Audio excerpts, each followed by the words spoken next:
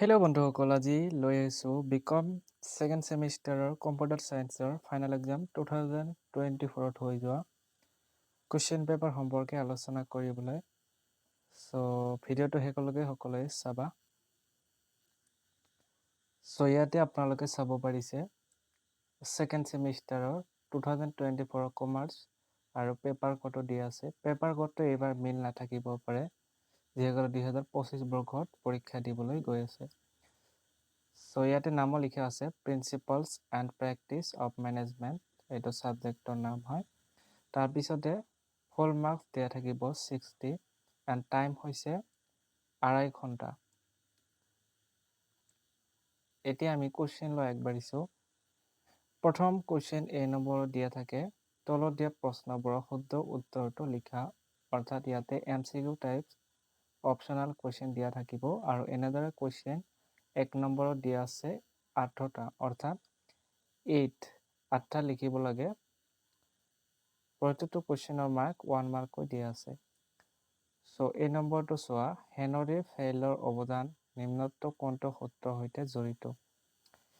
এই নম্বৰটো বৈজ্ঞানিক পৰিচালনা সূত্ৰ,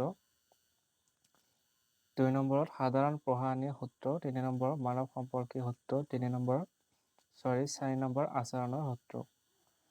চ' এনেদৰে B নম্বৰতো ঠিক তেনেকুৱা কুৱেশ্যন MCQ টাইপ, যে কৌশলগত পৰিকল্পনাসমূহ হৈছে দীৰ্ঘম্যাদী, মধ্যম্যাদী, স্বল্পম্যাদী একক ব্যৱহাৰ্য।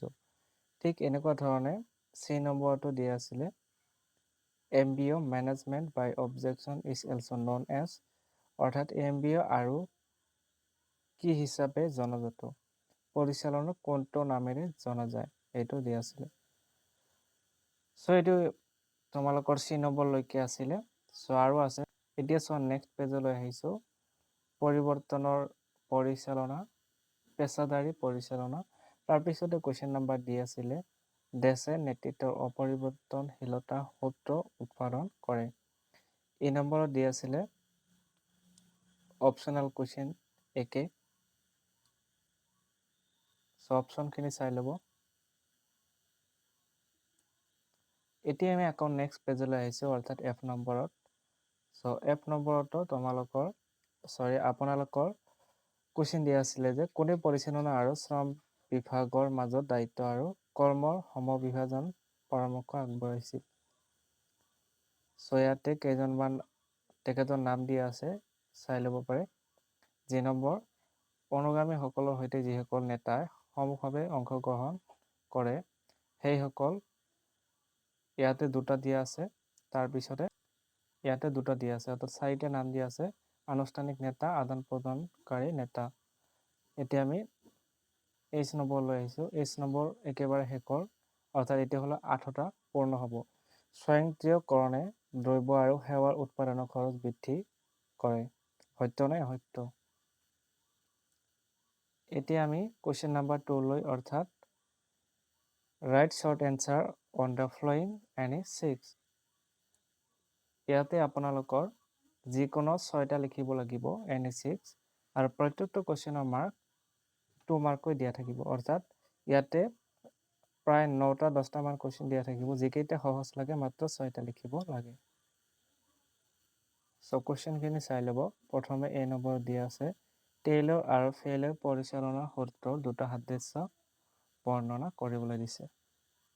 নেক্সট B নম্বৰটো চাওক, পৰিচালনাৰ অবয়াৰৰ আমোলাতন্ত্ৰ সূত্ৰৰ 2টা সীমাবদ্ধতা উল্লেখ কৰা। তাৰপিছতে C নম্বৰ দিয়া আছে ব্যক্তি ক্ৰমধৰ্মী পৰিচালনা বুলিলে কি বুজা। D নম্বৰ স্বয়ংক্ৰিয়কৰণ বুলিলে কি বুজা। A নম্বৰ অনাহস্তক্ষেপ শৈলী নেতৃত্বৰ 2টা মুখ্য বৈশিষ্ট্য বৰ্ণনা কৰা। ঠিক এনেদৰে F নম্বৰ, G নম্বৰ, তাৰপিছতে H, I নম্বৰ দিয়া আছে, J নম্বৰ, এনেকুৱা ধৰণে চাই ল'ব পাৰে। J নম্বৰ দিয়া আছে ফলপ্ৰসূ পৰিকল্পনা 2টা বাটাৰ বিষয়ে উল্লেখ কৰা। এতিয়া আমি কুৱেশ্যন নম্বৰ 3 লৈ আহিছোঁ। 3 নম্বৰ কুৱেশ্যনত দিয়া আছে যে right short answer on the following any 4। যিকোনো 4টা লিখিব লাগে।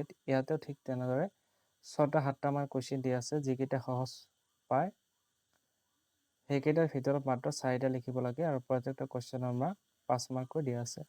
6 নম্বৰটো চাওক, পৰিচালনা তত্ত্বৰ ৱেবাৰৰ আমোলাতান্ত্ৰিক আৰ্হিৰ বৈশিষ্ট্যসমূহ ব্যাখ্যা কৰা। এইটো আছিলে এ নম্বৰ। এতিয়া চোৱা আমি বি নম্বৰলৈ আহিছোঁ। বি নম্বৰটো দিয়া আছে যে পৰিকল্পনাকৰণ স্বীকাৰ্যৰ প্ৰকাৰসমূহ উল্লেখ কৰা। ঠিক একেধৰণে চি নম্বৰো দিয়া আছিলে যে পৰিৱেশ সংৰক্ষণ নিগমৰ সামাজিক দায়বদ্ধতাৰ ভূমিকা বৰ্ণনা কৰা। এইটো ইম্পৰ্টেণ্ট হয়। তাৰপিছত নেক্সট শিথিল অনুশাসন বা অবাত শৈলীৰ নেতৃত্বৰ বিষয়ে ব্যাখ্যা কৰা। ঠিক একেদৰে ই নম্বৰ দিয়া আছিলে। এতিয়া আমি নেক্সট কুৱেশ্যন আহিছোঁ এফ নম্বৰলৈ। তাৰপিছতে আমি জি নম্বৰলৈ যাম। বিজ্ঞানসন্মত পৰিচালনাৰ 5টা অসুবিধা উল্লেখ কৰা। তাৰপিছতে এইচ নম্বৰ বহুমুখী কৰ্মশক্তিৰ সুবিধাসমূহ আলোচনা কৰা। একেবাৰে শেষৰ কুৱেশ্যন লৈ আহিছোঁ। Question number 4 is the last question. So' ইয়াতে দিয়া আছে তলত দিয়াবোৰৰ পৰা যিকোনো দুটা উত্তৰ লিখা। অৰ্থাৎ ঠিক একেধৰণে ইয়াতে তোমালোকৰ 4টা-5টা কুৱেশ্যন দিয়া আছে, কিন্তু মাত্ৰ দুটা লিখিব লাগিব, য'ত এটা কুৱেশ্যন আমাক 10 মাৰ্ক, অৰ্থাৎ দীঘলৈ ধৰণে লিখিব লাগিব। চ' ইয়াতে চোৱা, প্ৰথম কুৱেশ্যনটো টেইলৰৰ বৈজ্ঞানিক পৰিচালনা কৌশলসমূহ আলোচনা কৰিবলৈ দিছে। এইটো আছিল এ নম্বৰ আৰু এইটো মাৰ্ক 10। এতিয়া চোৱা আমি বি নম্বৰ লৈ আহিছোঁ। 21 শতিকাৰ ব্যৱস্থাপনাৰ সন্মুখীন হোৱা বিভিন্ন প্ৰকাৰৰ প্ৰত্যাহ্বানসমূহ ব্যাখ্যা কৰা। ইয়াতে 10 মাৰ্ক, যিকোনো দুটা লিখিব লাগে, যি দুটা আপোনালোকে সহজ পায়। ঠিক তেনেদৰে চি নম্বৰটো চাব পাৰে। চি নম্বৰটো দিয়া আছিলে। তাৰপিছতে ডি নম্বৰ। একেধৰণে আপোনালোকৰ ই নম্বৰ একেবাৰে শেষৰ কুৱেশ্যন আছিলে। ইয়াতে আপোনালোকৰ যিমানকেইটা কুৱেশ্যন দিয়া আছে মাত্ৰ দুটা লিখিব লাগে আৰু এই দুটাতে আপোনালোকৰ 10+10, অৰ্থাৎ গোটেইখিনি আপোনালোকে 12 পাব। গতিকে লংভাৱে লিখিব লাগিব। চ' ভিডিঅ'টো ইমানতে সামৰিছোঁ।